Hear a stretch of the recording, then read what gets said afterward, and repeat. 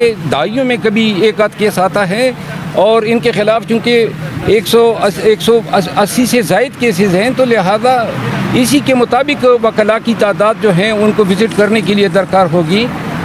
دوسری بات یہ ہے کہ ان کے ساتھ ملاقات کرنے سے کسی کو نقصان نہیں ہوتا ہے۔ وکلاء کی کنفیڈینشیلٹی جو کلائنٹ اور وکیل کے مابین ہوتا ہے وہ پاکستان بار کونسل ایکٹ میں باقاعدہ اسٹیچیوٹ پرووائڈ کرتا ہے، لیکن یہاں جیل میں جب ہم جاتے ہیں تمام کاغذ پین لیے جاتے ہیں ہم سے، اور جیل کا کوئی ایک سپروائزنگ آفیسر بالکل ہمارے سر پہ کھڑا ہوتا ہے، کوئی بات ہم آپس میں کمیونیکیٹ نہیں کر سکتے ہیں، خصوصاً جب ہمیں سیکریسی درکار ہوتی ہے۔ تو اس پہ عدالت نے کہا کہ میں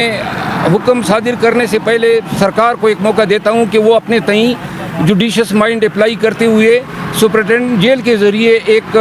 شیڈول بنا کر دے دیں۔ اس کو دیکھ کے پھر عدالت جو ہے تھرسڈے کو فیصلہ کرے گی۔